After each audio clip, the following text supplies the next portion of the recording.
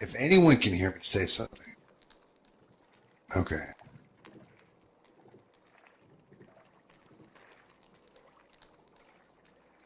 Okay, excellent. Okay.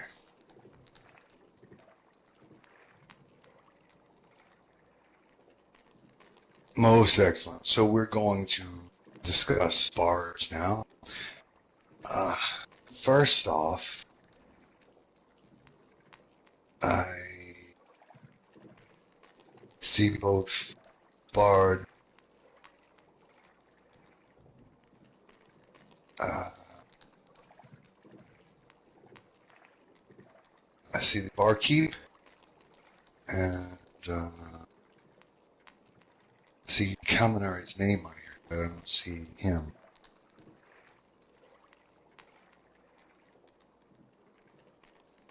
Okay. All right. Okay. So, is the bard lead from Rue here?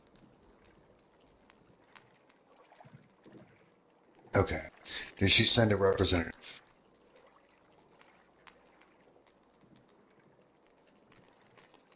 Her lieutenant. Okay. So, okay, that's fine. So, Barkeep and Bard Exonar and the lieutenant that is representing Rue, if you could come up by the podium for a moment, up by my wolves here.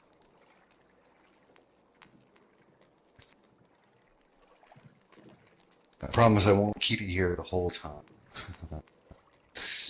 Okay. All right.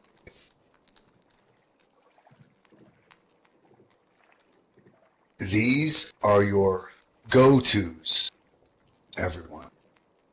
These are your go-tos. All right. Bard Kaze is the Sylvan Bard lead, and Bard Davis is representing for Jalil Alina. I don't know her last name off the top of my head. And then, of course, Barkeep, Bard Collinsgrove, is the GA Bard. Typically,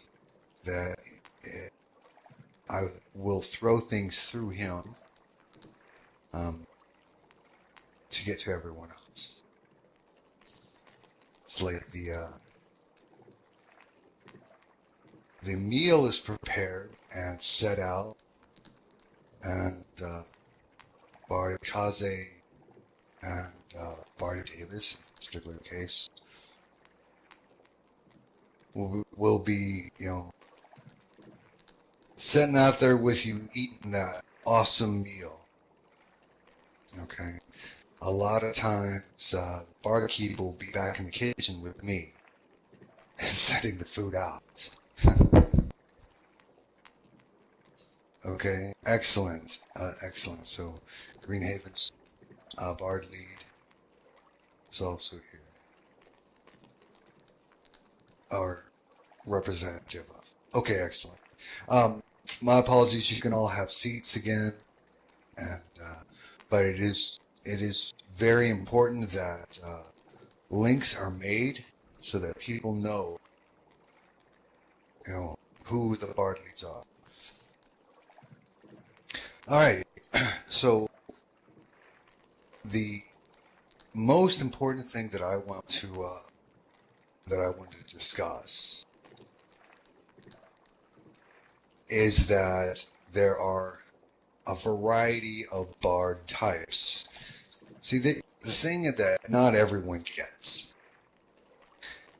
and some of you do, but not everyone gets, is that bards are literally a triple class.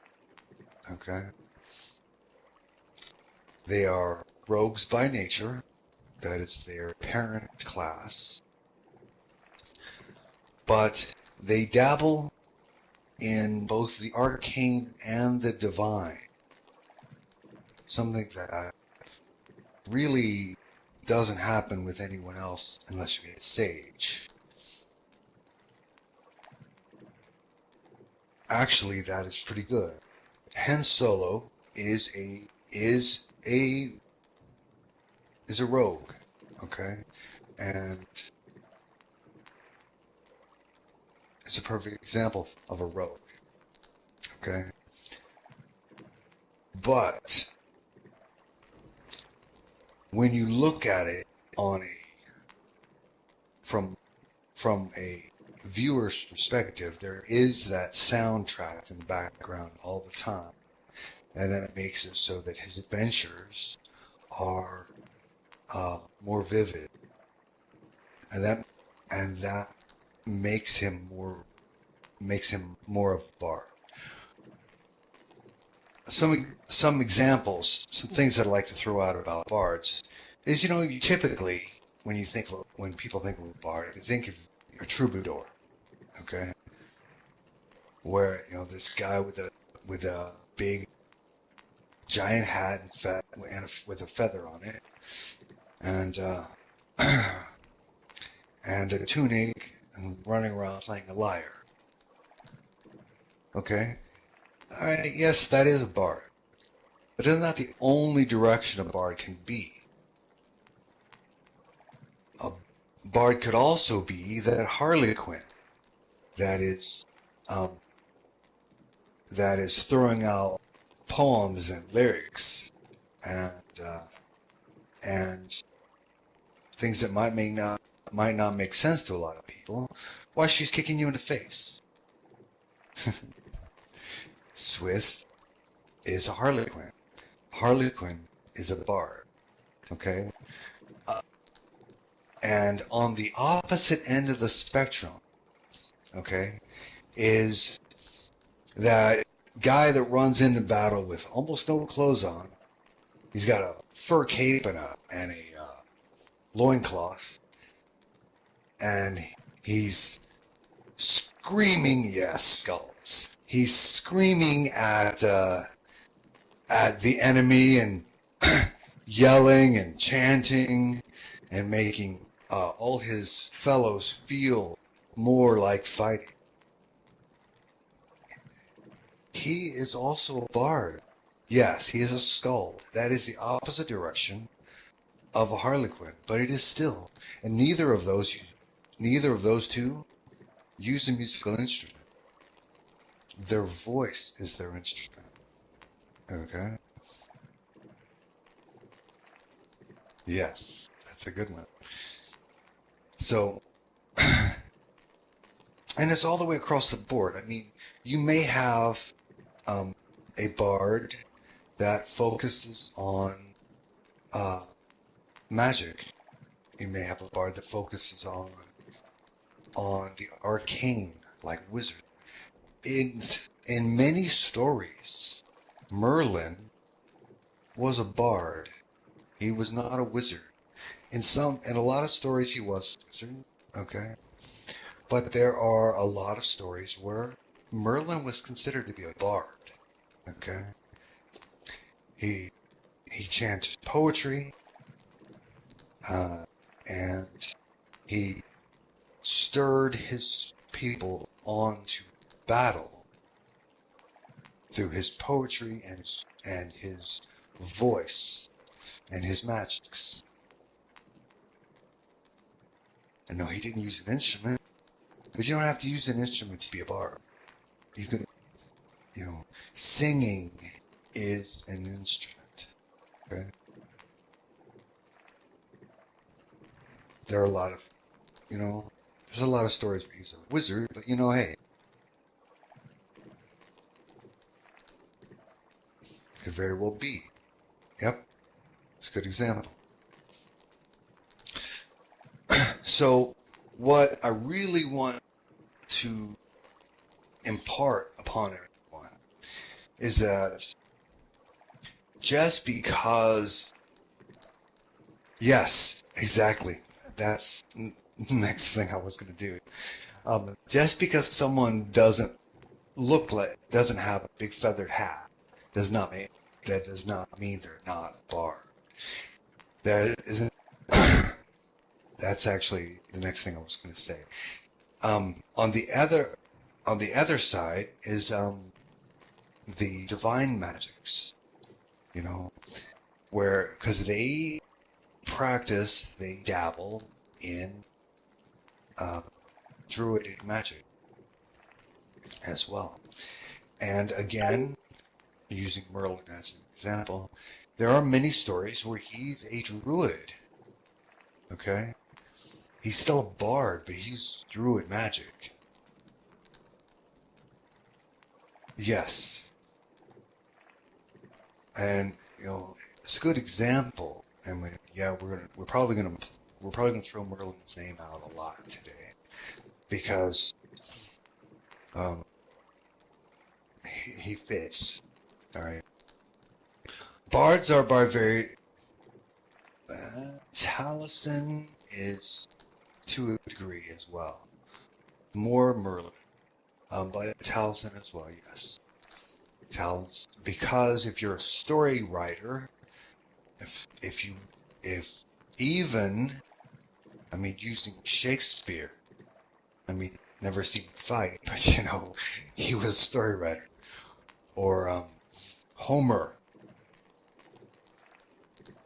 is another bard. Okay?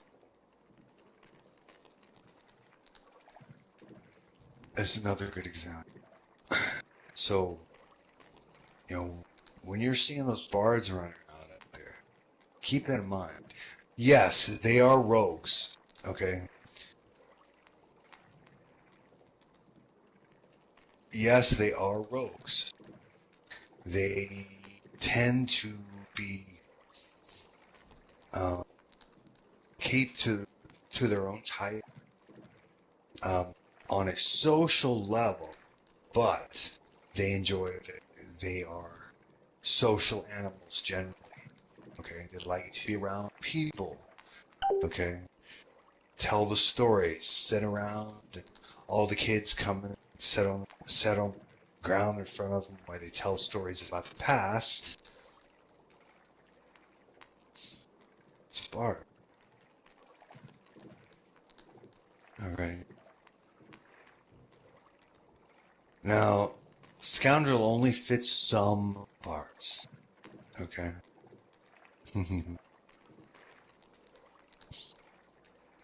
That's right.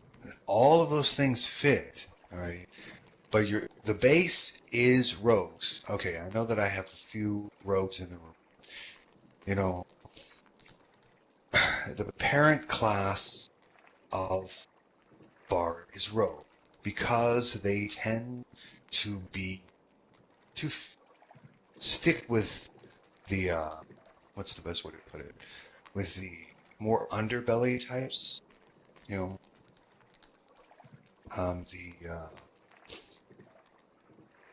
ones that run the tavern, the ones that hang out in the red light district. Okay, they tend to be the type that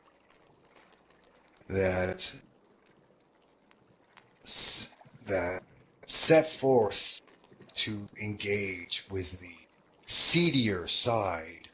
Okay, now that still goes with the Skald. Okay, because even though the Skald is running around mostly naked in front of the battle, and he's all about combat. Okay, a Skald is all about combat. Okay, he's a combat bard. He's in front all the time. You're not going to see him sitting back. Okay, yeah, you're going to see him at night, reciting poetry, maybe playing some music, drums or whatever. But when it comes to battle time, He's an affront. Okay. And, hopefully he lives, but he's not worried about it. His job is to make sure that his people go out there and kick everyone's tail.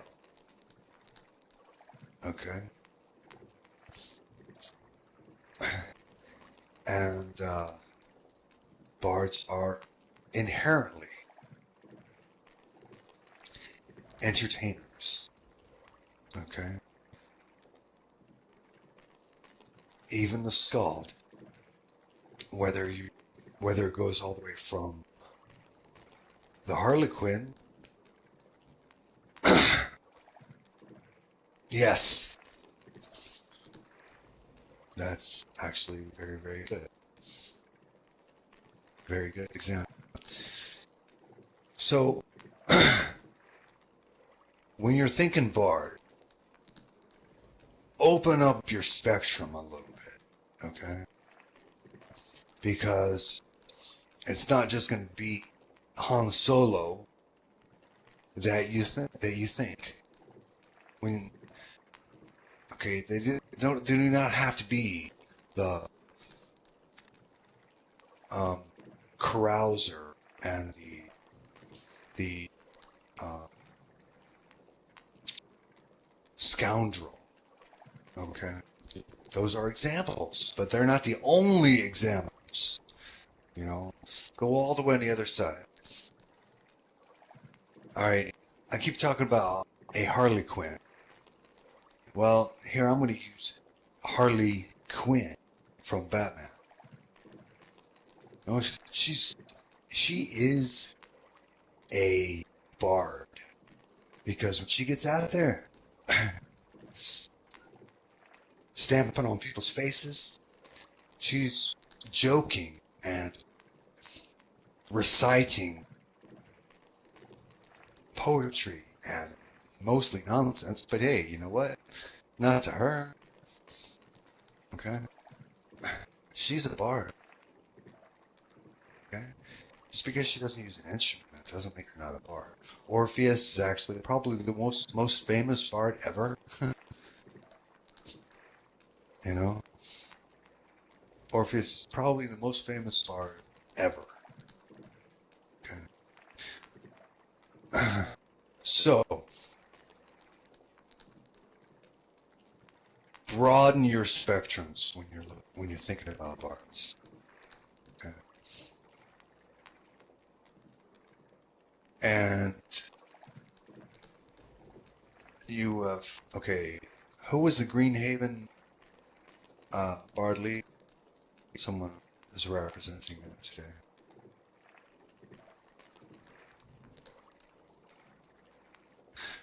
If I were Avariel is a bard. Okay, excellent. If I'm correct, in Greenhaven you have a centaur bard, don't you?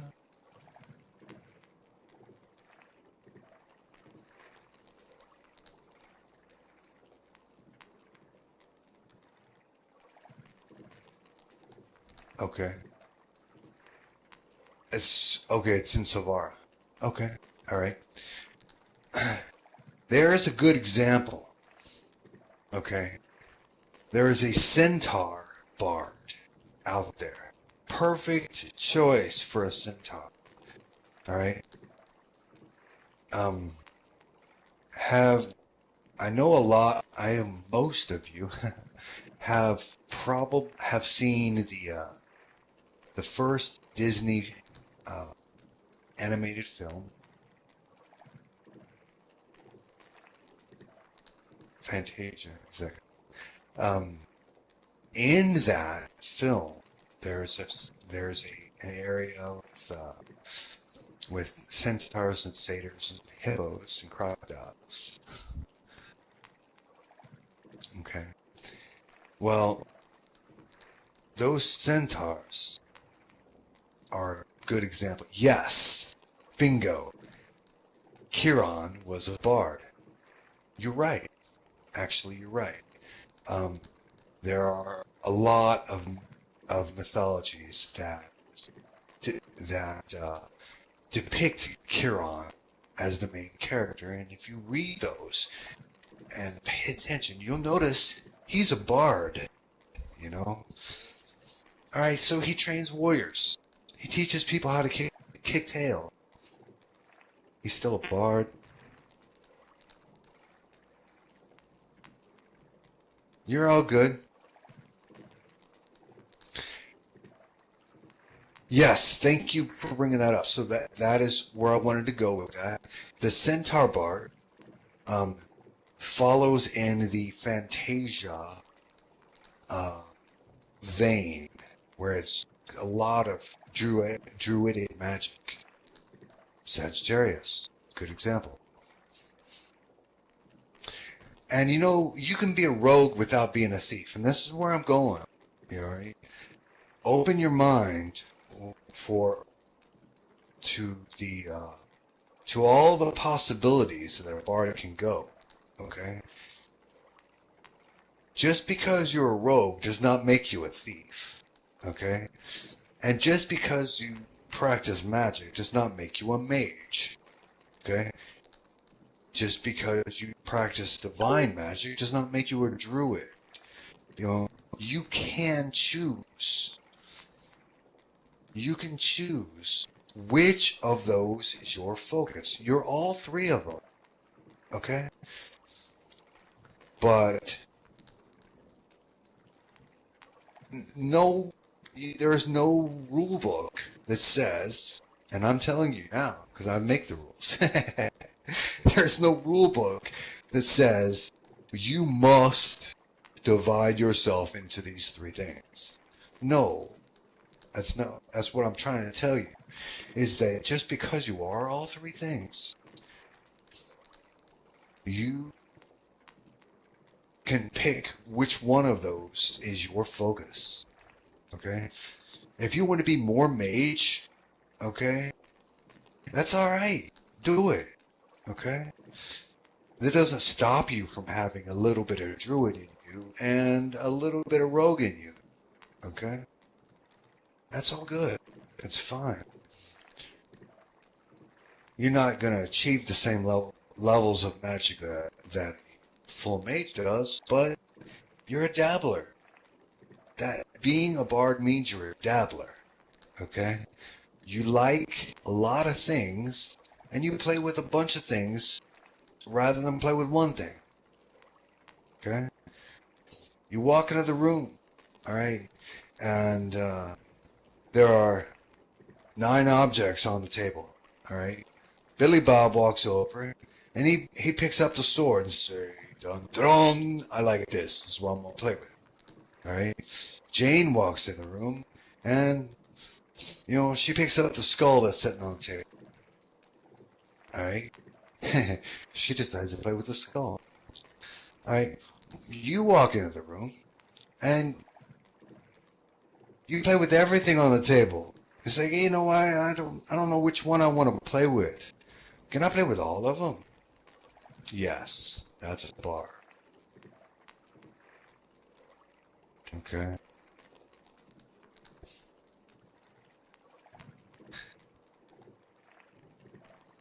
And, you know, for all you realm leaders and you non-bard guild leaders, do keep that in mind too. Alright? If you have a bard come up to you and say, hey, you know what? I'd like to learn some druidic magic. Don't just smack them upside the head and say, hey, you're not a druid, I'm not going to teach you. Don't do that. They say, alright, cool. What do you want to learn? Now, they're not going to reach the higher order spells. You know, like say, if you're a mage, you're not going to be able to teach them wish. That's never going to happen. You're not going to learn wish because I don't allow that in the game. But a good example, they're not going to be able to open portals to go to another plane. That's just not. That's higher order magic. Okay? Basically, what it boils down to is you're going to, as bards, are going to be able to learn 3rd level spells and below. Okay? Just like arcane warriors. Okay? I mean, you're not going to be able to throw a fireball as a bard, okay? But if you're focused in arcane magic, you might be able to um, do burning hands or fire wheel, okay? If that happens, if that's the direction you go, because that's what you learn. You're not going to reach the fireball, but that won't stop you from doing fire magic. Exactly. Flame strike's another example. Um, let's say you go druid, more druidic, and you want to learn um, to be able to make roots grab people. You know, hey, that works. That fits in with what you can do. You you know, you're not going to be able to get up enough magic to make to cast maze. You know, you're not going to be able to get the giant hedge that traps people into. Okay, not going to be able to do wall of thorns. Okay, but that does not will not stop you if you like that kind of thing. It won't stop you from from animating a rose bush so that that rose bush will smack somebody and grab their leg and be all unpleasant and stuff. You know, you can definitely, that falls within your possibilities. Okay? You can't do the wall of thorns, but you can certainly you can certainly make a thorn bush attack someone.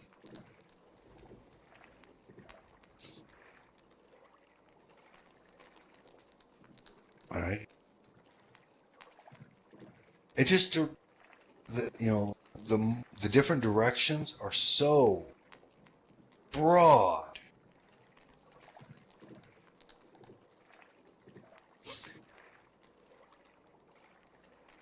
A bard that goes in the divine direction could, at really high levels, do a clay doll, yes.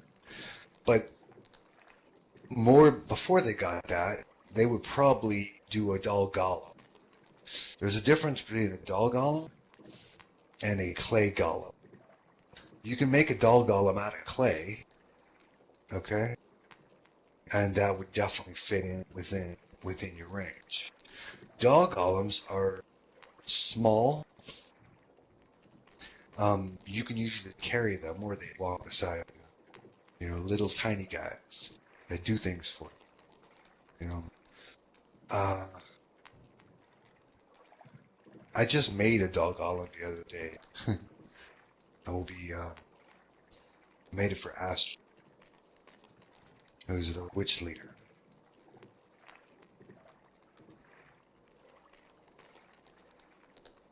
And doll golems fit within the things you can do. Okay.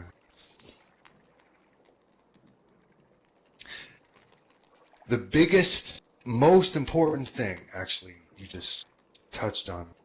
The biggest, most important thing that bards do is affect people's emotions. Okay? That is how the Skald got his fellows to run into battle and not care the arrows were flying at them. Okay? That is how the Harlequin was able to confuse you and make you think of other things as she was kicking you in the face. Okay? Yes. They're the type that are that emotionally manipulate people. Okay?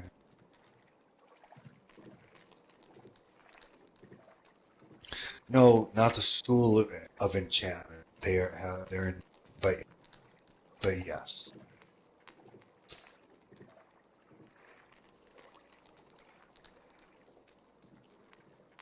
that is one of the versions that a bard can be, is con artist. Okay? Go back to Han Solo on that one. Okay? But it could also be all the way on the other end of the spectrum. Let's go back to the Skald for a minute. Skald is not sneaky. Okay? Skald is very honest and open and forthcoming and all about drinking and laughing, making everybody have fun, and then going out and killing people. Okay? So, you know, the key element to a bard is that they play with people's emotions. Okay?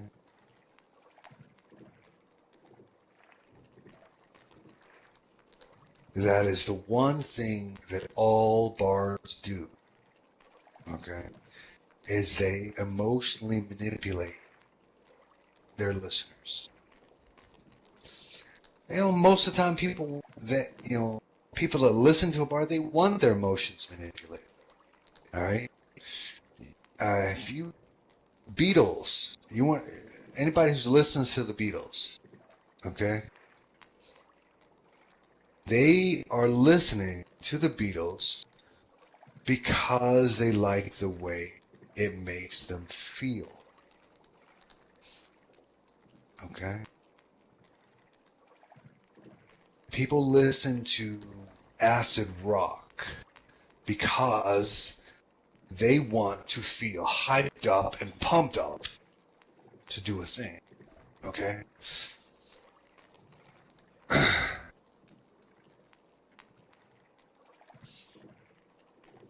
That's good.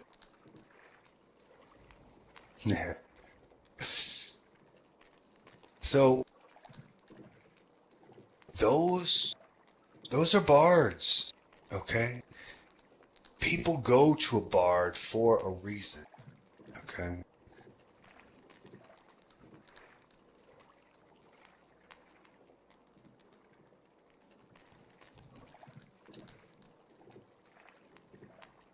One second.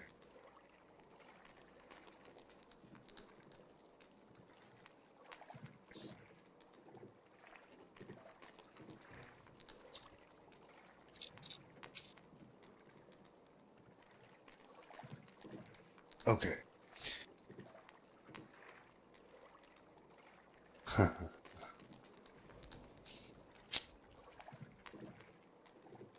Okay.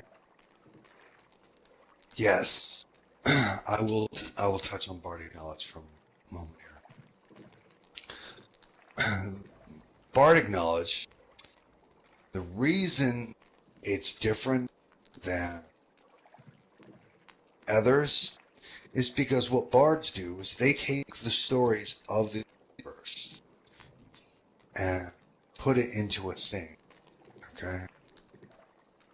They make a poem out of it. They take history and make it entertaining. Okay?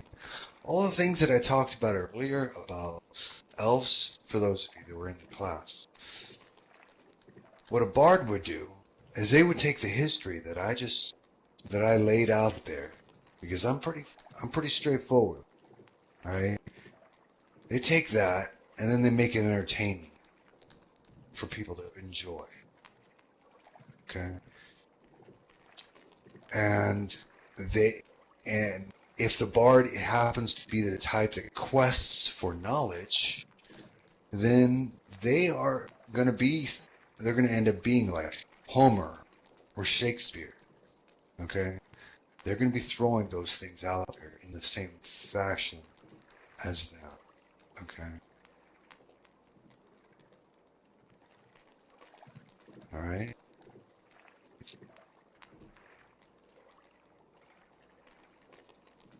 All is well.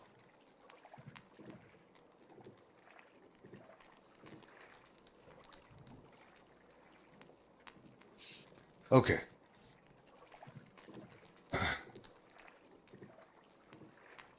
So, is everybody catching what I'm talking about here? That bards fall. Yes, they are the three classes. All right, combined into one. And yes, they are the jack of all trades and master of none. But it's a lot deeper than that. You know, they can push in one direction or another. You can be more of one thing than you are another. There's no requirement that they are subdivided into the three things. If you, let's say, you don't like to lie and steal and con, you don't have to do that. There's no rule book that says because you're a bard that makes you a con artist. That just happens to be the direction you go. Right, exactly. You have bards have very broad spectrum. The one thing that remains for all consistent with all bards is that they're entertainers. Whether it be they're the guy who sits at the bar and tells all the jokes and makes everybody laugh, and then the next day picks up the sword and goes hunting with Bob. Okay? That's fun. Whether they're the person who gets out there in the middle of the group and starts doing cartwheels to make everybody laugh before they pick up their hammer and go smack somebody upside the head, that's also fun.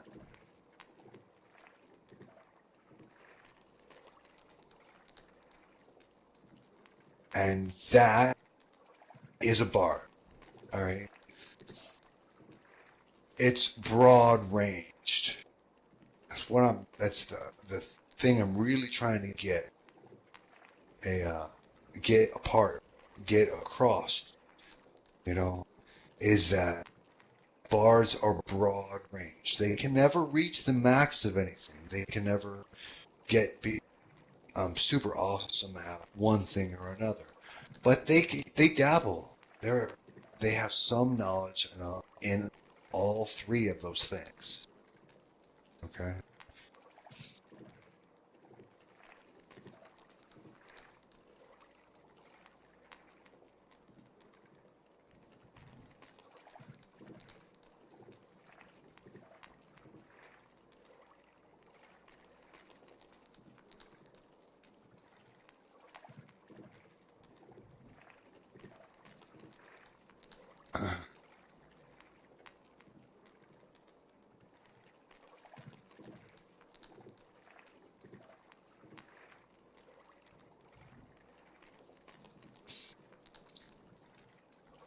Now,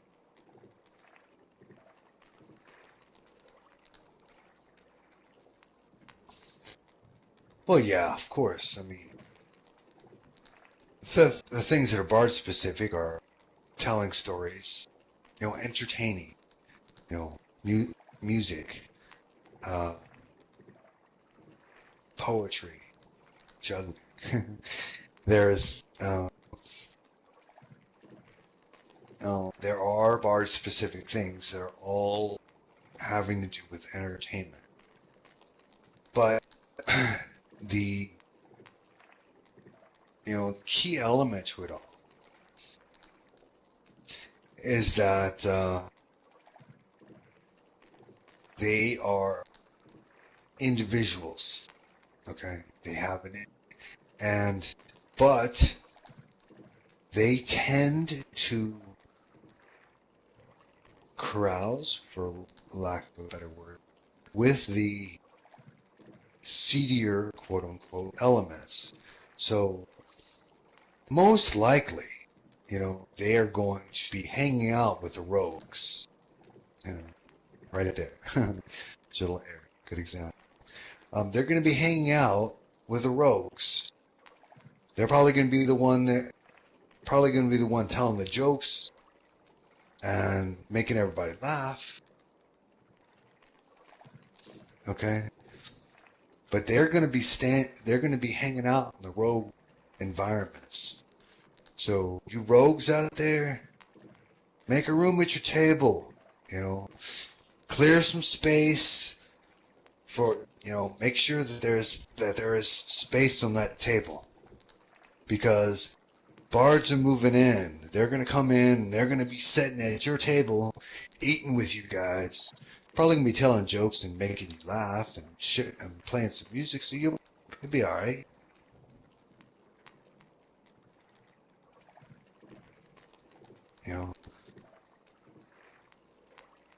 But, rogues, get used to it.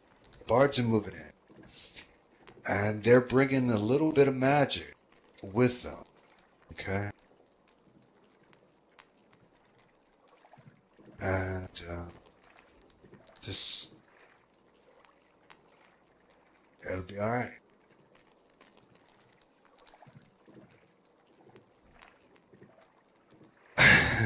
And actually, sometimes, if you're a drow, that's probably true.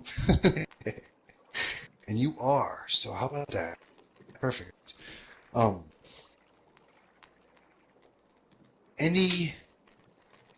So that actually is really good. Dark elves can be bards too. Okay? Chances are they're going to be dirges, but yep. I think we have 3 dark elven bards in the room. Or undead. I know Joker is undead. Is Joker a banshee?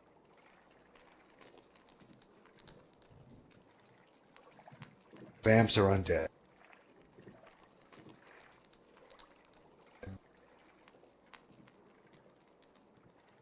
Oh, she's a samurai. Yes. You're right. Lestat is a bard. You're right. And Lewis is so not. But Lestat definitely was. Not the Joker. Although the Joker is a bard too. Yeah, you're right. I was thinking Joker the player. I think is a undead.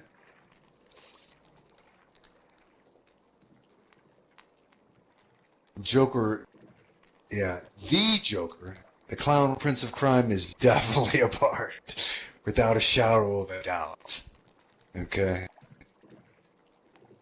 Joker the player is an undead, and I wasn't sure if she was a bard or not. But my point was, you can be undead and be a bard. You're probably going to be a dirge, but it's definitely possible.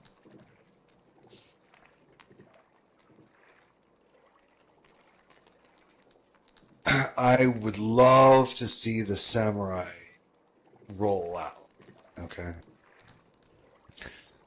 Mage Warrior has so much potential. When my first character, the original Malikith, was back when I played with Gary, was Warrior Mage. Later on, my second one was Cleric Mage, but my first one was Warrior Mage. So much potential that I do not see anyone using. Warrior Mage has so much potential. Okay, I totally advocate Warrior Mages. So throw that out there to the world. Okay. Say, hey, there are not enough Warrior Mages. Anyway. Yes, Maeve is a samurai. She is. But there are so few. Okay? It's not even fun.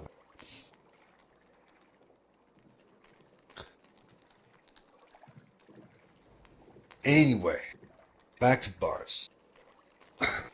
So, any questions about anything I've said about Bards?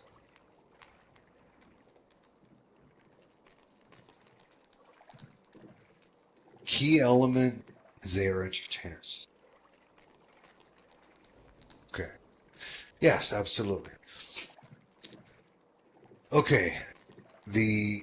As far as the schools of magic a bard can dabble in, they can dabble in any school of magic as long as they don't oppose each other. Okay? Just like a specialist mage. Okay? Bards can dabble in any school of magic as long as they do not oppose each other. Okay? And if you want to know what magics oppose each other, to little Ninetales, I had given a diagram as to what magics oppose each other. It's not going to be the same one you pull up online, by the way, because the like if you have the D&D manual, one of them, and it says this one opposes that one, that's not accurate. Okay, because some of those didn't make any sense, so I changed those a long time ago. But since I was no longer with the company, I didn't care. I didn't have anything to do with what they had. But I can do it here. So, if you want to know what magics oppose each other, Jill Ninetales has a graph. And bards can use any of them. Now, as far as weaving mana, yes, that's conjuration.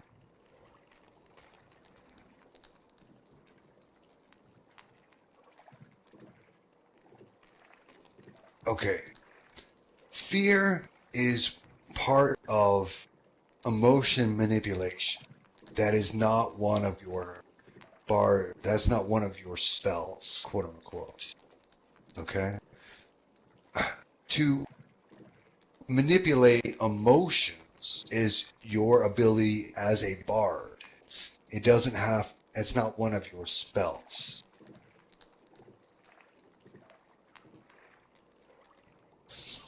Yes, actually it will. Because not all bards use instruments. Okay? The bards that choose to use instruments cannot use the opposing school. Okay? If you choose to summon. Yes. Jill of Ninetales has the full list, and I encourage you all, any of you that are interested, to get with her.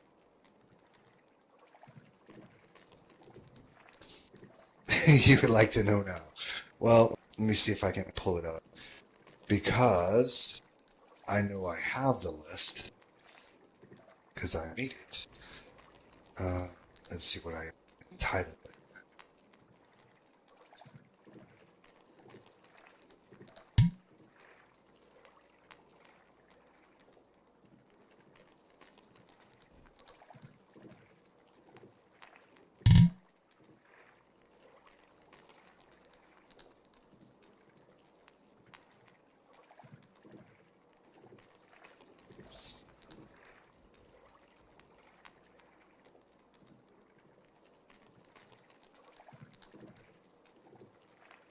But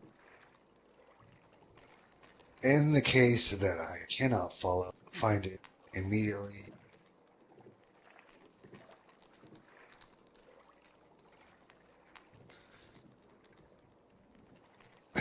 then I will give me 1 second, and I will. Alright.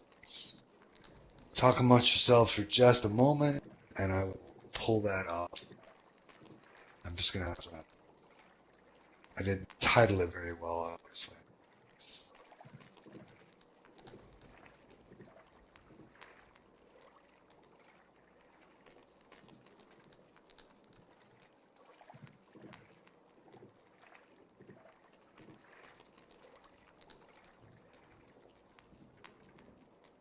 I'm gonna turn off my mic for a second because I'm gonna be.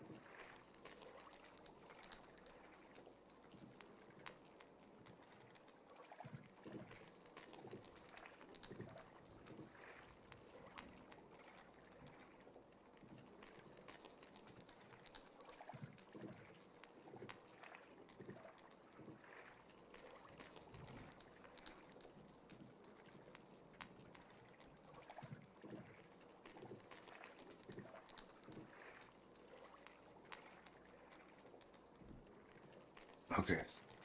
Sorry.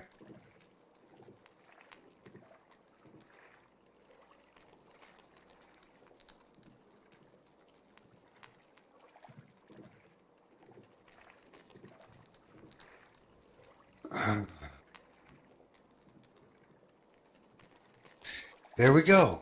Somebody's dropped it to me. I'm sorry. Who was it? This is what I was looking for. Mage Darkwatch. Thank you.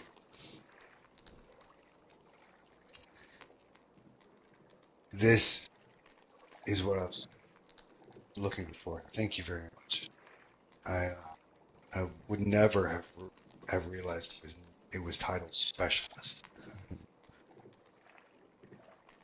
But I suppose it's titled Mage Specialist, maybe? I'm not sure. Alright. So,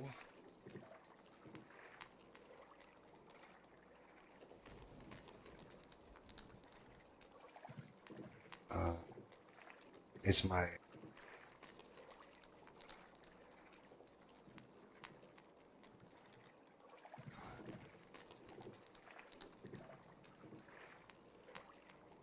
Yeah. Yes, it's my base one. Obviously, I have a lot of misspellings in it. But, there it is. I'm going to go ahead and read it aloud. To help you in that area. Okay. So the ones that are opposite of each other are necromancy and transmutation, evocation and abjuration, divination and illusion, enchantment versus conjuration. Okay. In D&D, they have enchantment and necromancy as being opposite of each other. But that is not at all true. Okay? It's not possible. They also have illusion and necromancy being opposite of each other. That is not at all true. Because they're so... and divination sometimes. So, I made my own. Okay, exactly. I made my own a long time ago, and so I put out for all of us. I already put it out. Thank you for finding it for me, Mage Darkwatch. The opposite of evocation is abjuration. The opposite of conjuration is enchantment. Okay. So if you choose to conjuration to pull up to summon your instrument, that means you can't cast enchantment spells. That does not mean you cannot manipulate people's emotions. Okay? Because that is the natural ability of a bard. Okay? But it does mean that you cannot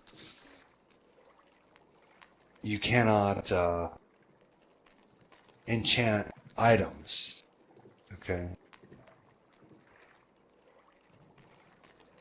Exactly. Not all emotional manipulation needs to be magically based. You are a bard. Your natural abilities are to manipulate emotions. Okay? And if you choose to just carry your instrument with you, then you don't have to worry about conjuring it up. Okay?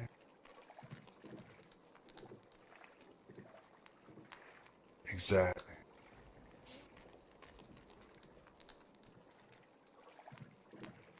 And also remember that, transmutation could possibly use to do that too. Okay? As well as avocation. Remember, evocation is creating something out of nothing. All right. So creating a lyre as opposed to conjuring your lyre that was sitting on your desk.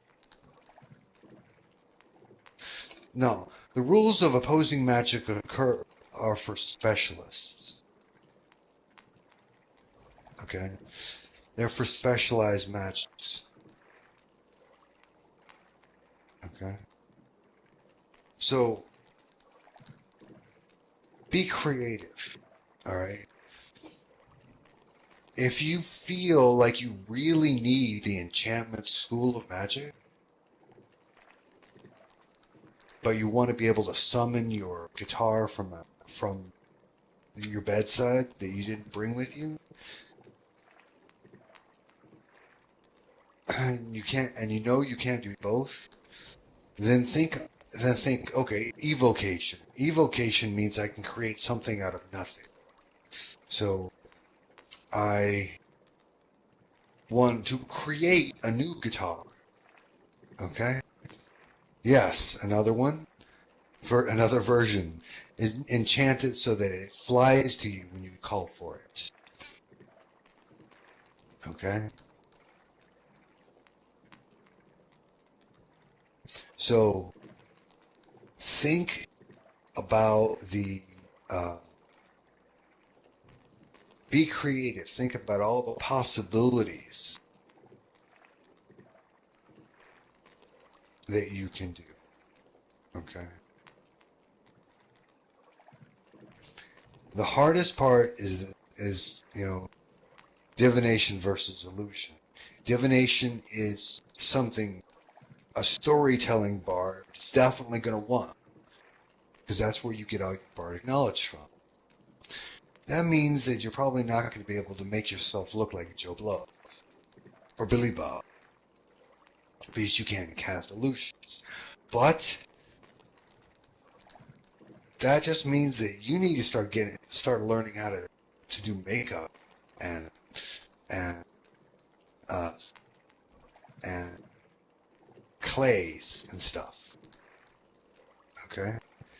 That means you need to start learning how to do your stuff in a non-magical fashion. Just because you can't do it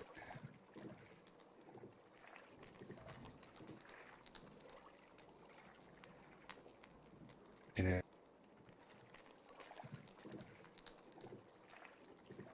sorry.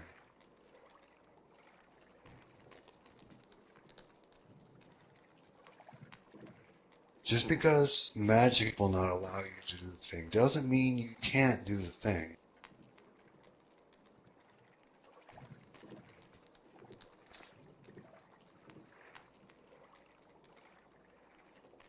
Okay. So I will go through that one more time and then ask questions.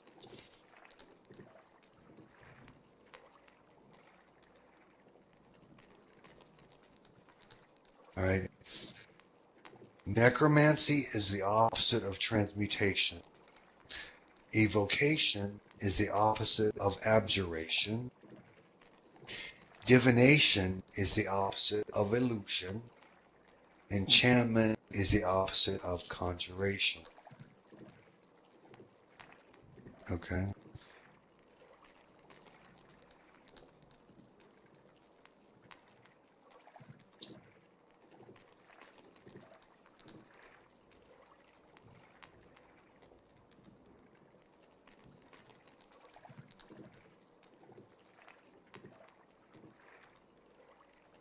My apologies. Important things.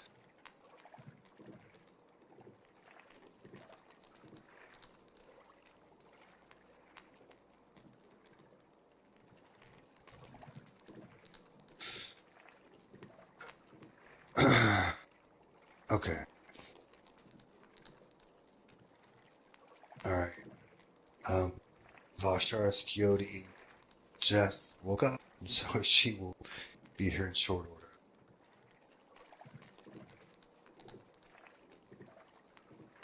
And this is apparently already the sheet that I had under mage. Yep. So it was, but I didn't think to type it in that way. So I appreciate that, Mage Darkwatch. Okay.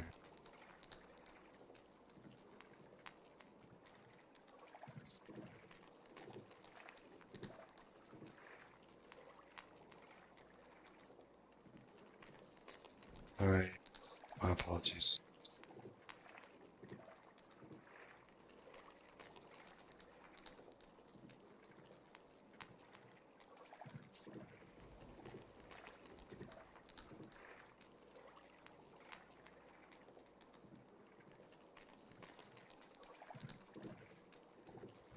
Now, sometimes people need me to answer direct questions, and they're not in my class. Okay. All right. Okay.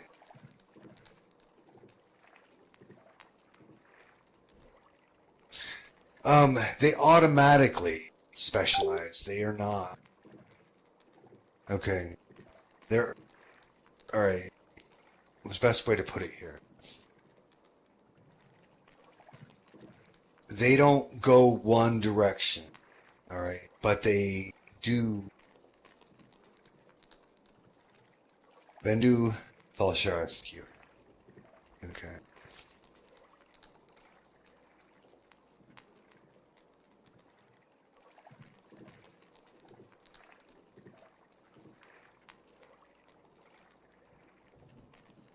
Okay. Now,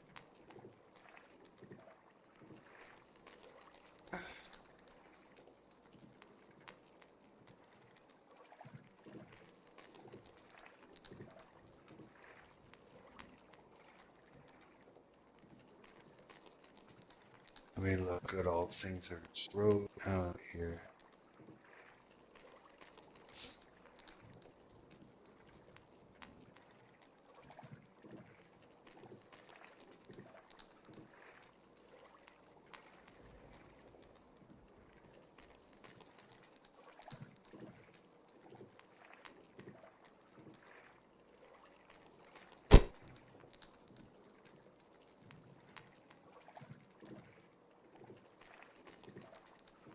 Okay.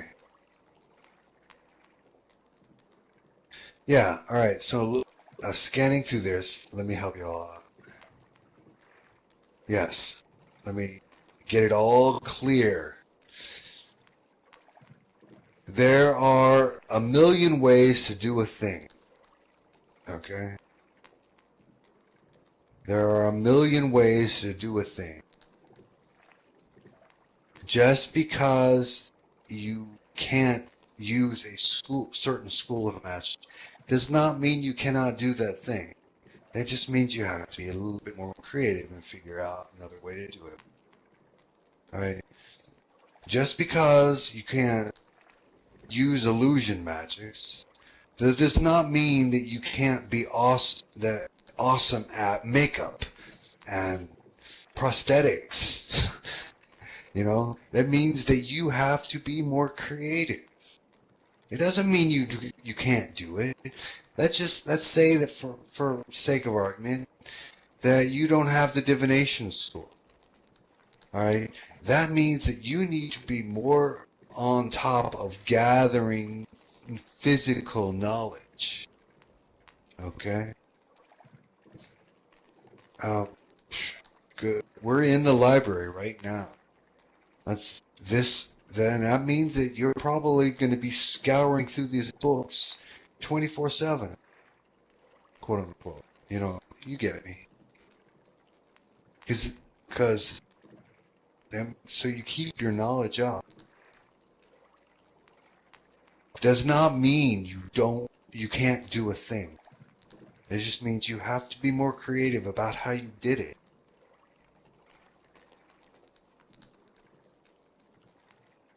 Right.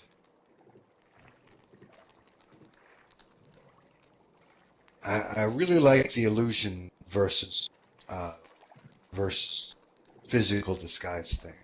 It shows exactly what I'm trying to talk about. Okay. Belados for your attendance, barkeep, and we will talk soon. That is the answer to your question.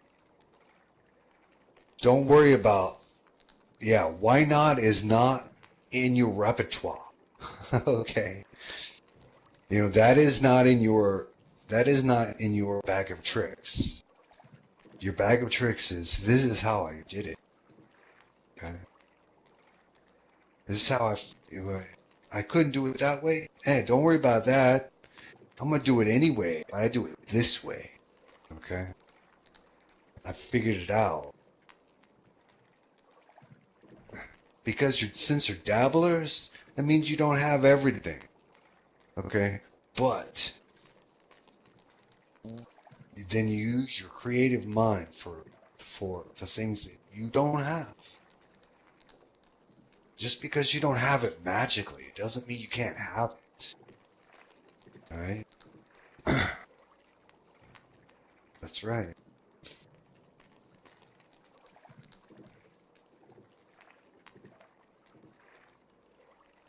Extremely broad. Okay? So many things.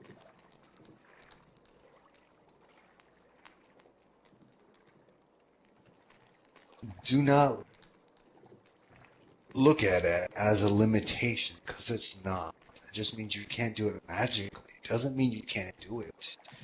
You're a bard. Alright? If you want to make yourself up to look like Billy Bob, because I talk about him all the time, start learning prosthetics and makeup. If you happen to not have the illusion school, you can still do it. It just means it's not going to be magical.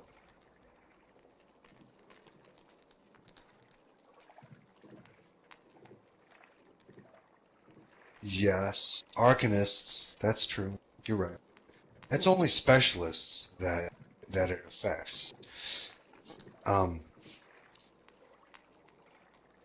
But specialist does include, bard, because bard is a specialist. Samurai is a specialist. They are mystics. So there are certain things that they can't do. Okay? Arcane warriors are specialists. They have certain things that they can do and certain things they can't. Okay? Arcane archers are specialists. Certain things they can do and certain things they can't. Okay?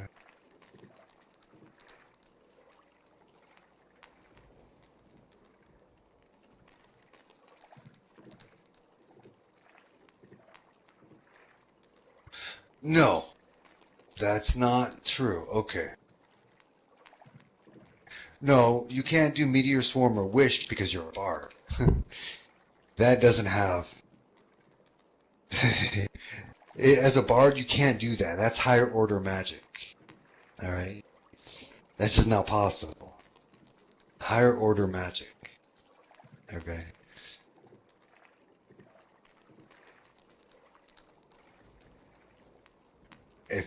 Illusions can do that. Alright?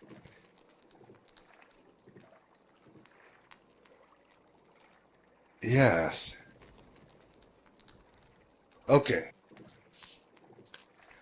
Restriction of schools thing. Of magic schools. It's not that confusing, and it's not new at all. Okay?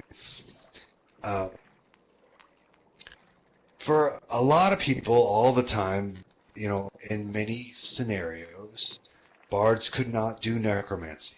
Necromancy was out of the field for bards to do. But There's no reason for that to be the case um, if you choose the opposite school, okay?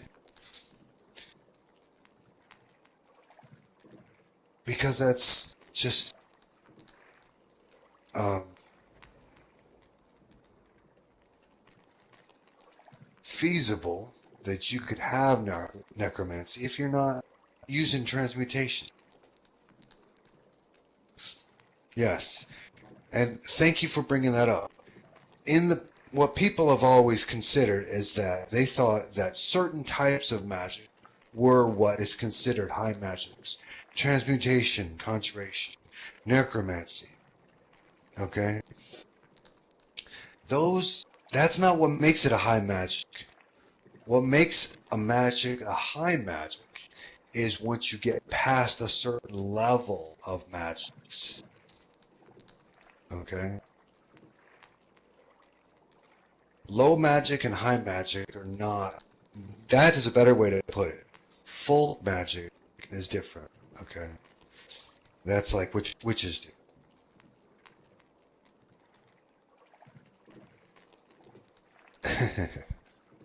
But you're not barred from any of the schools. You just have to choose opposites. Okay? Unlike you, you dabble. You get to do a lot of things. Okay? You get to choose. Yeah, it's not locked from you. You get to choose it. Yes, that's right. You know, you can choose to speak with the dead because it makes perfect sense that a bard that a dirge could speak with the dead. Okay? Makes total sense. Alright? But that means you can't do transmutation.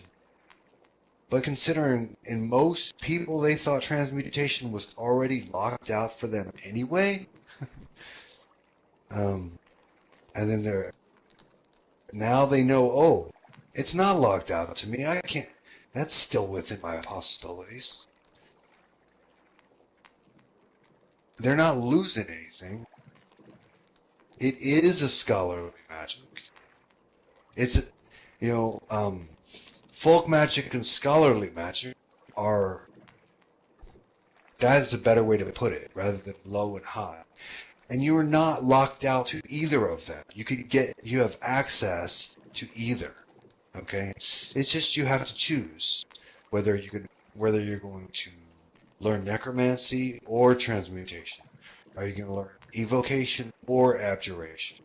You're going to learn divination or illusion. You're going to learn enchantment or conjuration. But whatever you don't choose, because you are a bard, you have the creative juices to come up with another way of doing it. You know?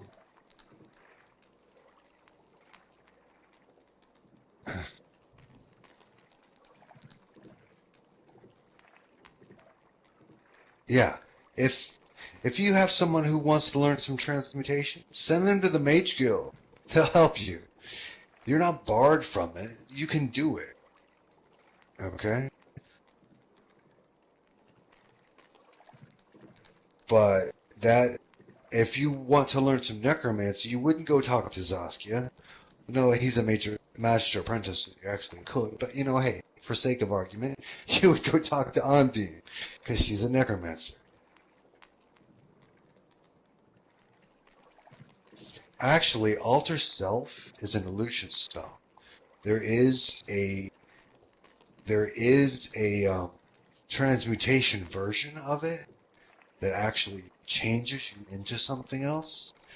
Alter Self falls under two different schools. It either falls under transmutation or illusion. You can cast the same spell It's just in totally different ways. Yes, exactly. How do I make it work? You know? But some may decide that they actually want to make their nose longer, and in which case they would go, they would grab transmutation instead of necromancy. But myself, I would choose necromancy and illusion. But if I was, but I can totally 100% see a different version, you know? It is all depending on how you want to do it. It is, as a bard, your doors are so incredibly open, you know?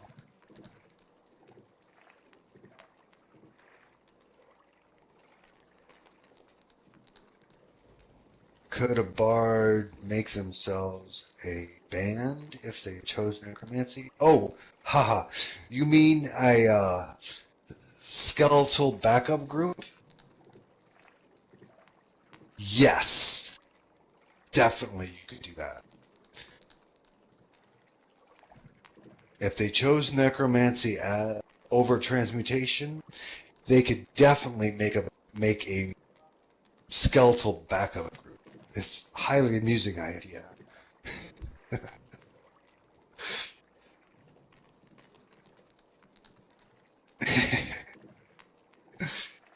Yeah, the Grateful Dead, or the Grateful Undead, or the Ungrateful Undead.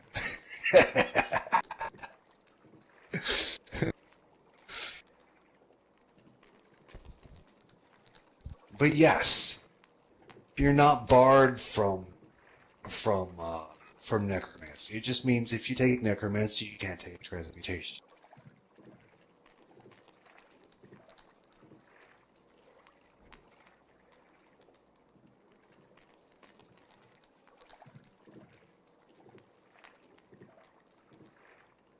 Okay.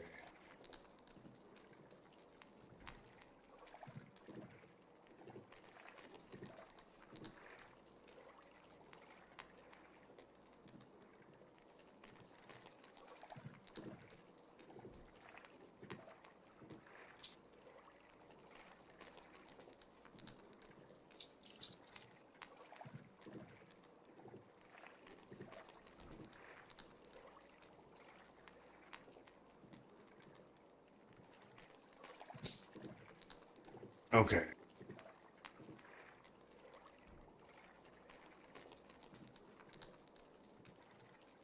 Yes, you get 4 out of the 8, but you can come up with a way of doing the other 4. Okay. And as far as changing their mind, yes, you're a bard. You can do that. You give up one and trade for the other. It's easy because you're a bard. Because you have that ability to bounce back and forth, but you have to give up the other.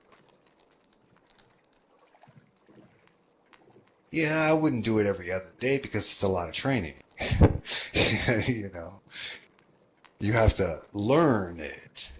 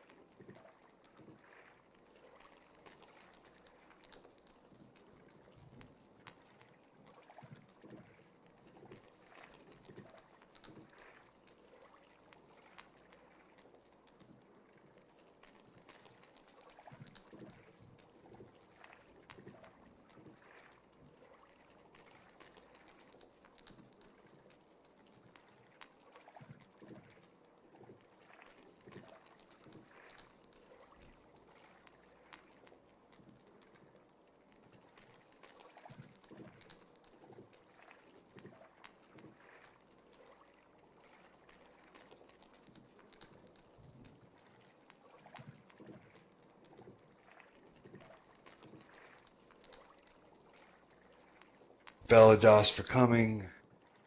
Mage Dark Watch.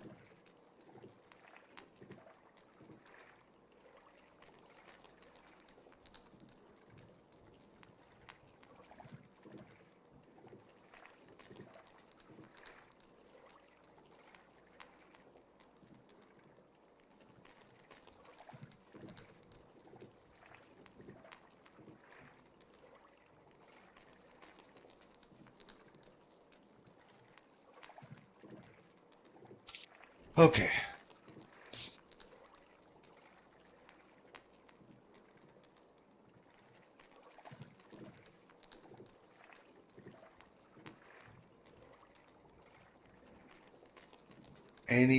Yes, pretty soon here I'll be closing this too as well. Balados coming, Vashaz Coyote. But this last thing is very, very important for everyone to get, because obviously people aren't, some people get it and some people aren't. Is that just because you can't do a certain thing does not mean you can't there is not a way to do it, because it's so easy. Okay, you have your bards, you are creative. You can come up with an alternate way of doing it. And yes, there is always the being able to bounce back and forth, and that's perfectly fine as long as you learn it. It's not impossible.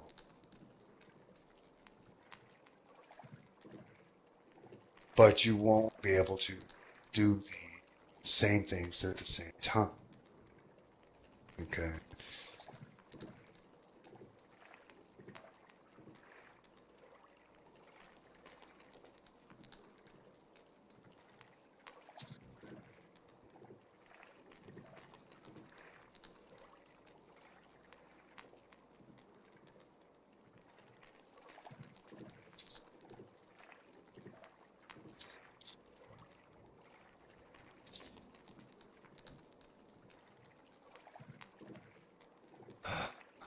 Okay.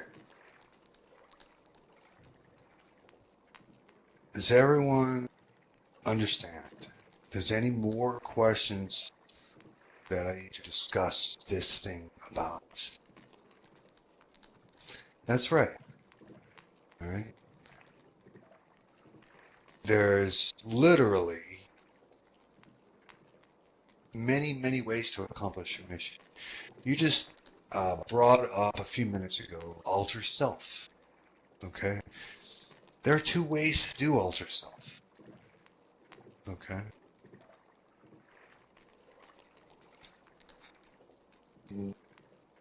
Just because you can't do them both at the same time because they happen to be opposing schools. Or are they? I'll have to look. No, I don't think they are. But anyway, there's two different ways to do alter self.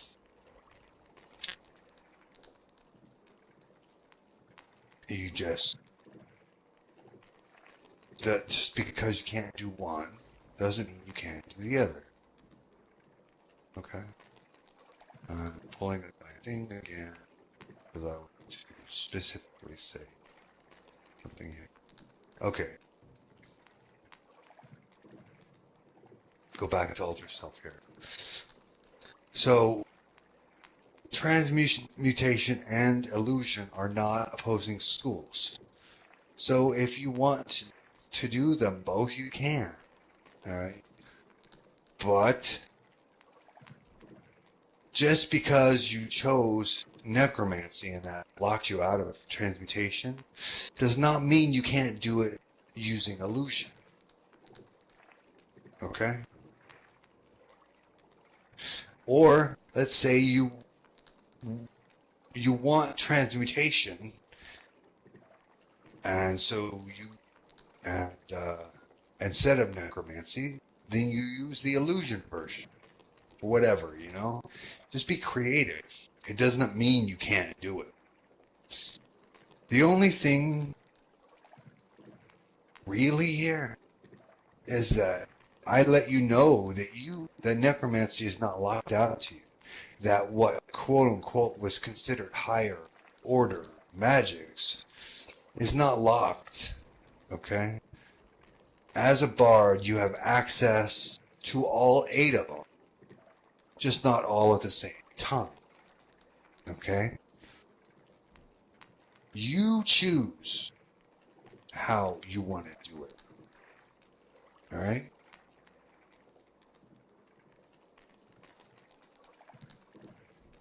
Does that make sense?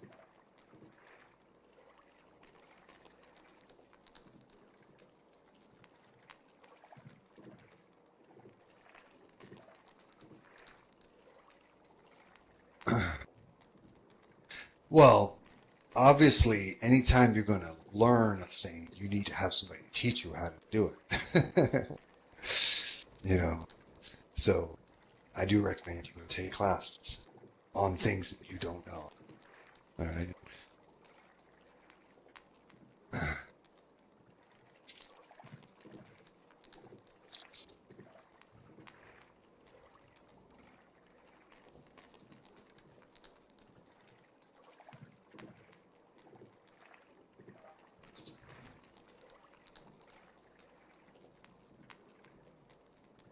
Okay.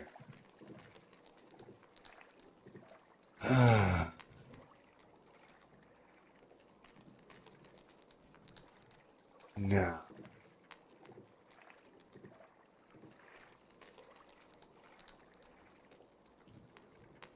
any questions about any of that stuff? Does that all make sense now? Okay.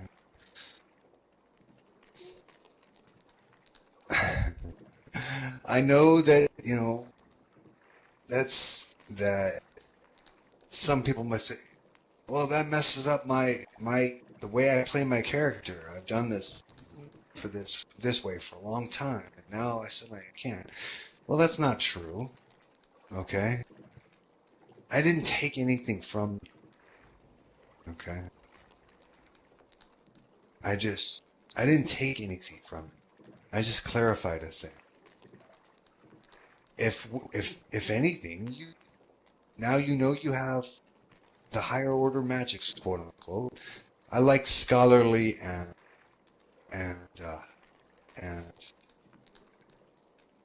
um,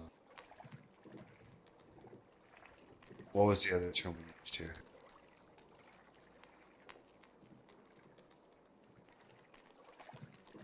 There's a little nine tails. We use scholarly and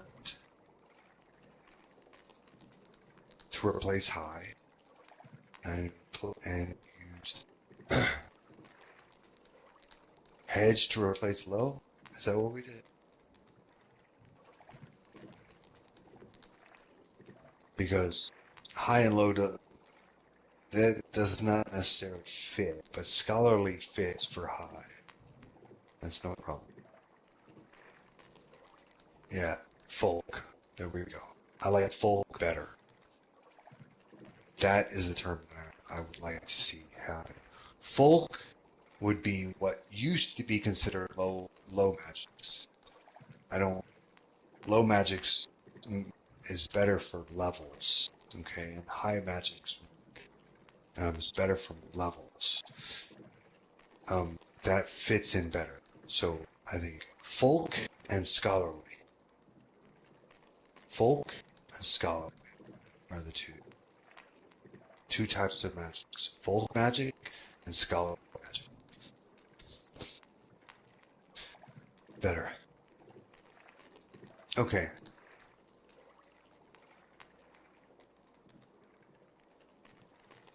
Yes, you are able to dabble in all. It's just clarifying you can't dabble it all at once. You know, that is all. Bards are some of those that actually can dabble in everything. It's just not all at the same time. Because some schools oppose each other. Okay? And because you're specialists, that affects you. Arcanists, which your general mage is an arcanist. They don't have to worry about the opposing schools because they study them all. Okay? If they specialize, then they suddenly lose one of their magic types. Okay? But all hybrids are inherently specialists. They just, I guess that's the best way to put it.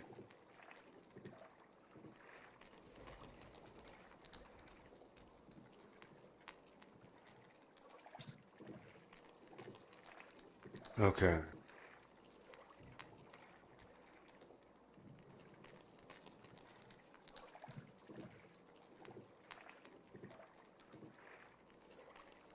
Yes.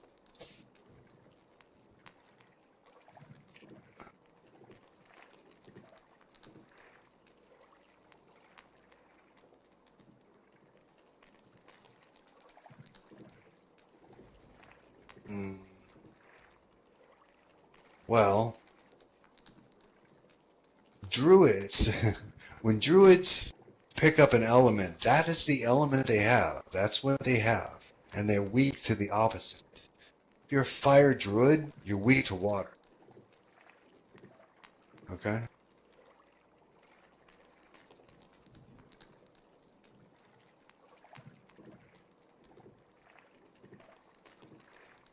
So,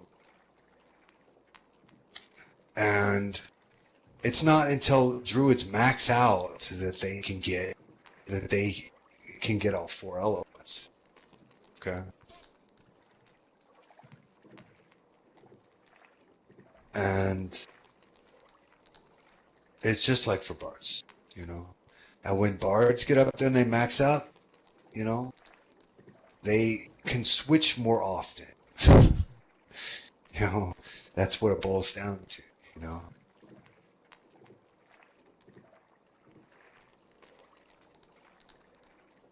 But it's not that they're losing anything. Okay, it all makes sense. Okay. Because definitely, you know, uh, ask the questions. You know, when excuse me, don't just assume that you know what I'm talking about. If you are confused, if something doesn't make sense, you don't understand it, then rather than run off and believe what a thing, no, don't be sorry. This is a thing. This is important. This is very important. If you have me here, this is your chance to ask the questions.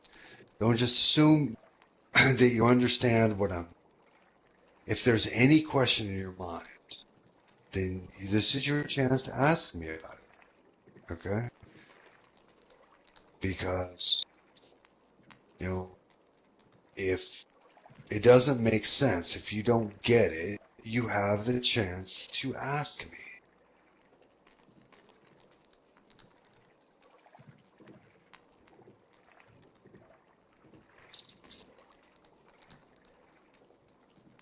All right.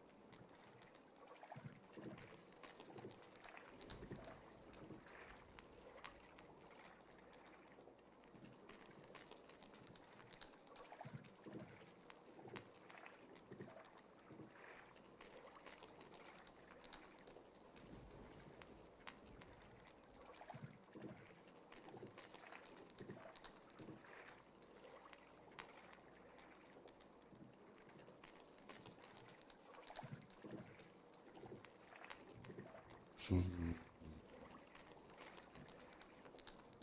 So, all squared away. I mean, again, you're not losing anything. That just means that you have to be, uh, maybe there's some creative fashion that for alter. You know, let's say that you have divination because of the bardic knowledge. You really want to magically involve that. That's awesome. Okay. And because of that, you lose conjuration. Okay. Because conjuration and divination are opposing. Well, the answer to that question, I mean, uh,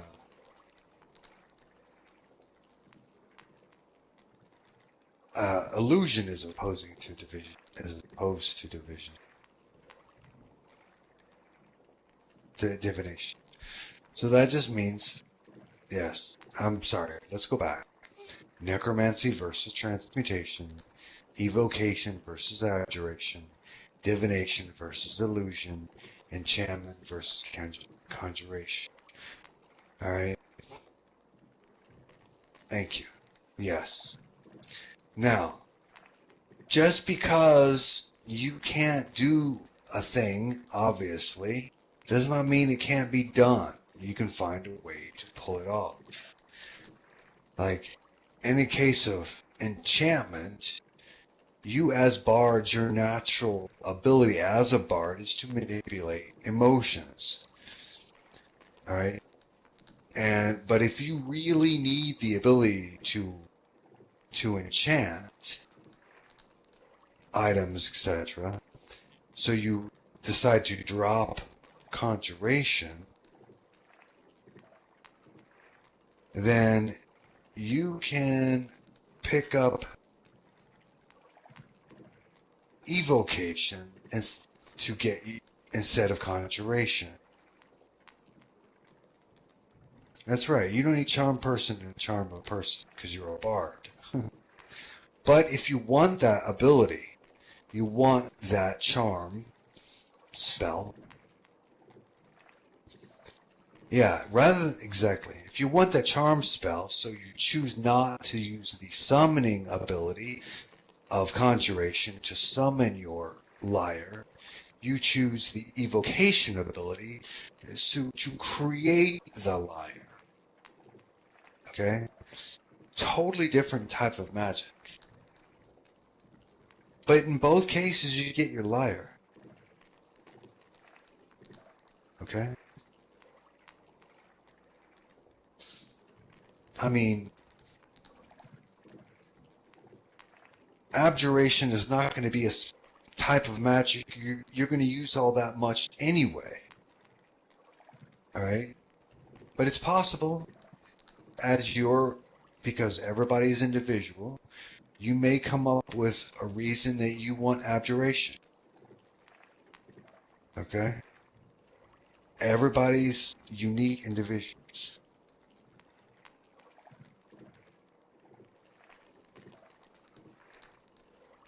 Yes, that's true. You want to protect yourself from stains, block them, you know. It's hilarious. Whatever you want to do. I mean, it's not a. That's okay. Good. Just want to make sure that everyone understands this part. They don't walk out of here feeling that they have lost something, because I didn't take anything away.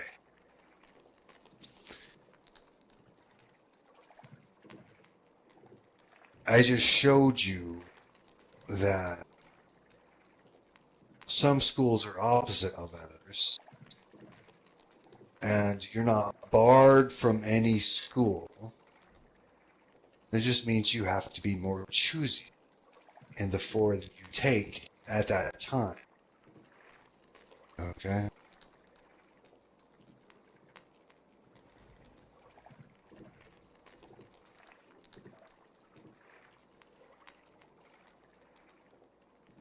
Well, I mean, abjuration is, you know, not necessarily. It's its own type of magic. Okay? You can mimic abjuration with other things. Like if you want, like a shield, for instance. Abjuration by itself can have an invisible force field. Or you could use conjuration and pull up a physical shield. Or you could use evocation and create a a glass wall in front of it. Okay.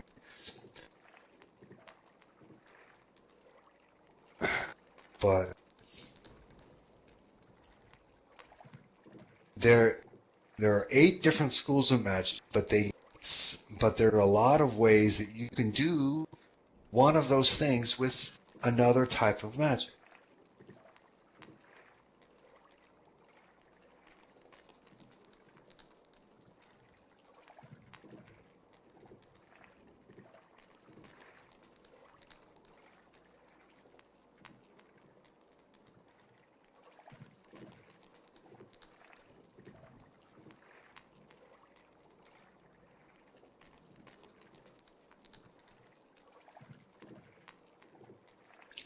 Does that make sense?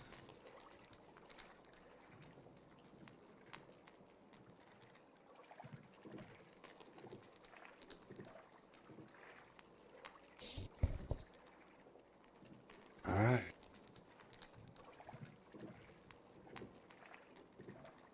Abjuration is basically manipulating the veil itself. Magic does it for you. You don't. It's the actual magic. It's not an object you created or invented or summoned or any of that stuff. It's the actual magic doing it. Okay? That's why abjurations, you know, that's why it's the opposite of evocation. Because evocation is you are creating something out of nothing. Abjuration is you're not actually creating that thing. It's the magic doing it.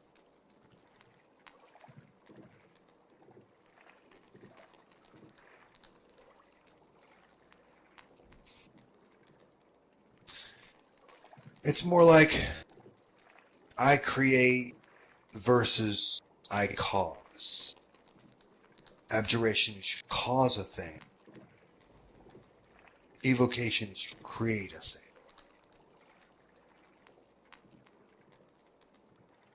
Yeah, it's not necessarily repel. You can use it to repel, but it's you cause a thing. All right. Let's go back to the shield thing. Abjuration is you cause the weapon not to hit you. Okay? Magic stopped the weapon. Evocation is you created an object between you and the weapon that stopped the object.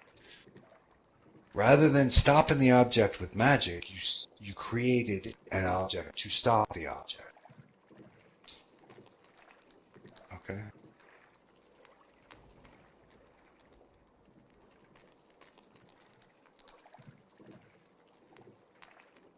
Okay.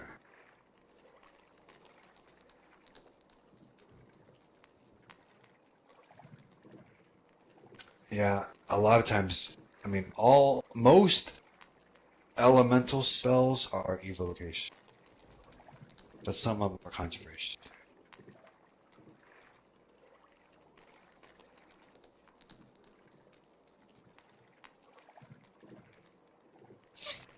But does all of that make sense? You know, it actually you have to actually listen to the whole story before. I mean, if you only listen to half of an explanation, if you only listen to half of a class, you only got half the knowledge. You know.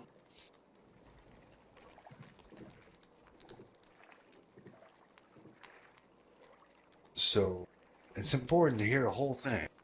So if you walk, I don't want you walking out of here thinking, "Hey, I don't know what was going on."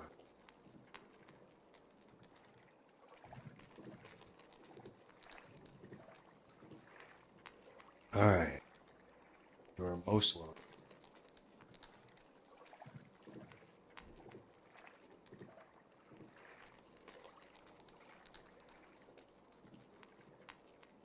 Okay, so are there any other questions?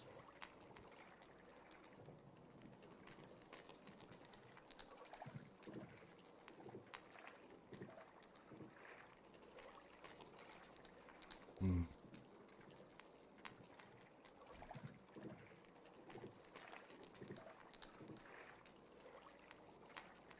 My apologies. I'm gonna have to copy.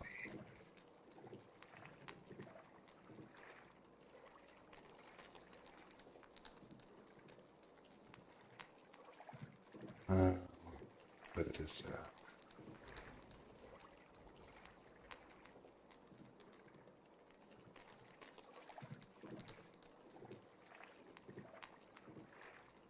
Uh,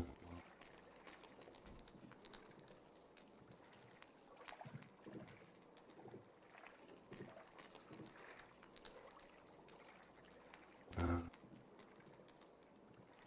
I just have to try to remember. Oh,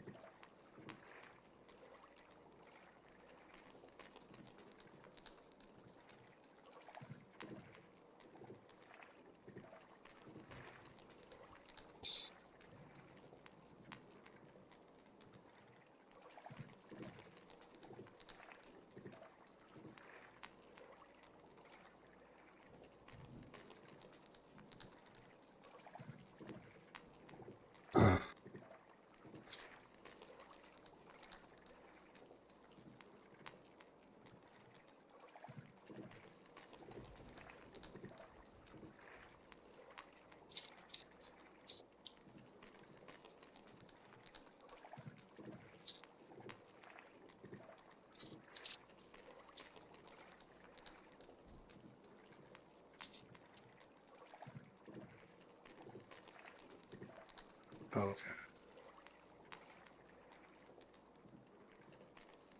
There we go. All right. So, um, I am going to go ahead. I'm going to go ahead and close this if there are no other questions.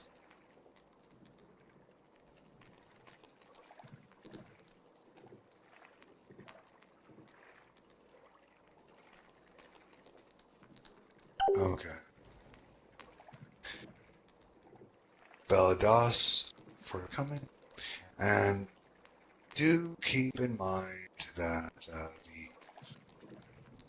that your if you need anything, go.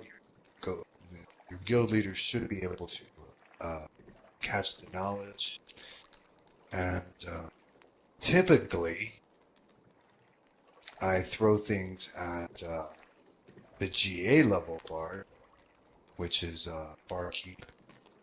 Uh, before, so a lot of times you can ask him a thing, he'll go straight to me.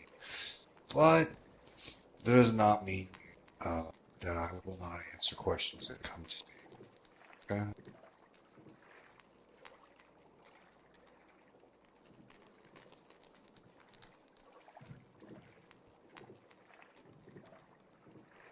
not sure what that is. But yes, all of you guys, it's the bards are a unique class because they're extremely individual. It's important that you guys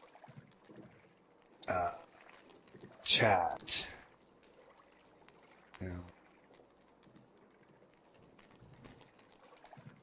Oh, this.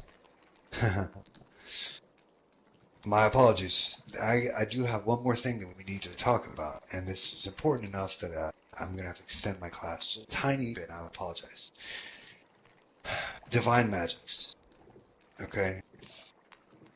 Yes, that does include healing, but it also includes things like entangle, making the our animating plants to do things for you, or talking to the fire, okay, or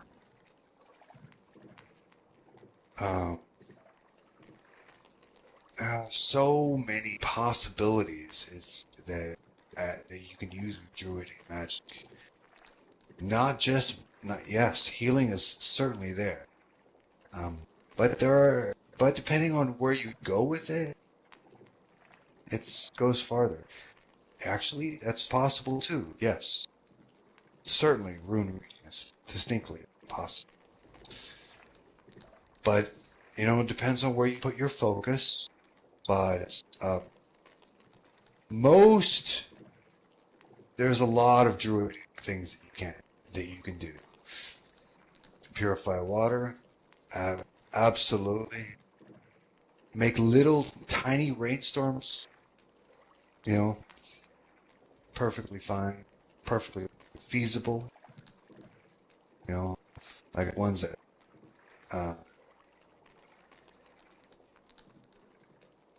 might make Billy Bob wet, and a cloud falls over his head, but nobody else. That works. Yes. I use Hawker. I use Billy Bob. You used Hawker, whoever. But that's all good. But little things like that.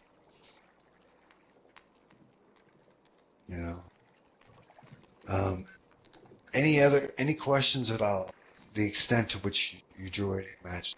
Obviously, you're not going to be able to talk to the elemental lords, or summon an elemental. Those are distinctly within the druidic field. But you could do the lesser magics. Talk to animals, yes. Talk to plants, yes. Speak with snakes, yes. Yeah, actually, animal companion is in the bard is a part of possibility. Yes.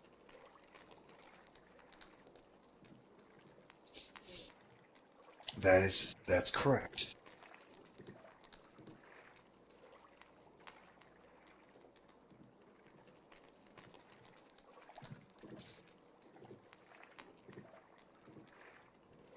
If a bard is more focuses in the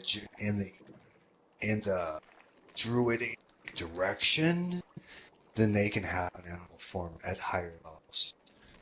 I mean, if that is the focus, if that's the direction that they're headed with their bardishness, yes, they can get one animal form.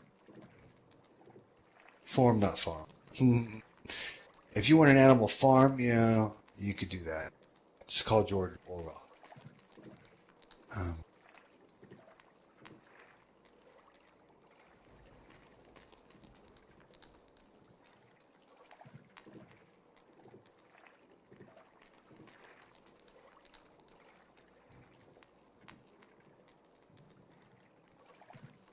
Okay. Any.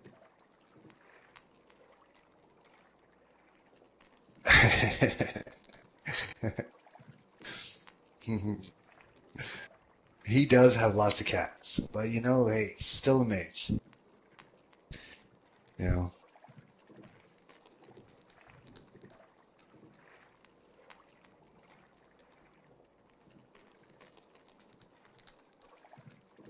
correct. Very well said.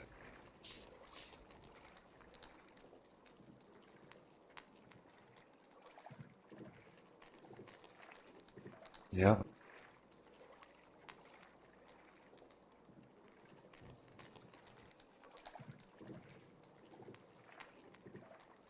You're, yes, you are the homunculus of classes. Very, very well said. For those of you that know what a homunculus is, that was actually well said.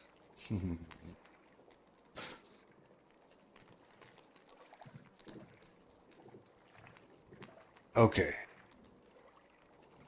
Sorry, I did have to extend the class just a little bit because there was a question that was posed to me that needed to be answered. And I realized that I didn't actually answer that.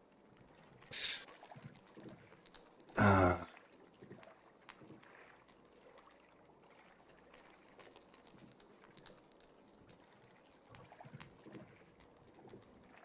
that's good. That's good.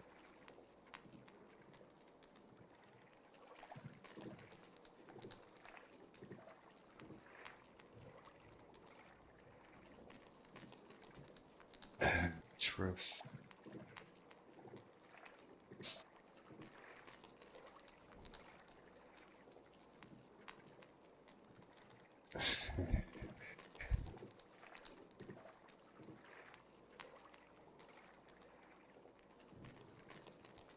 Okay.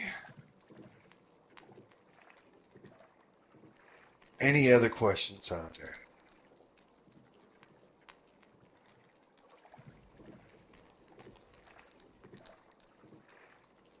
All right. Bella, dos for your attendance. And dos for now.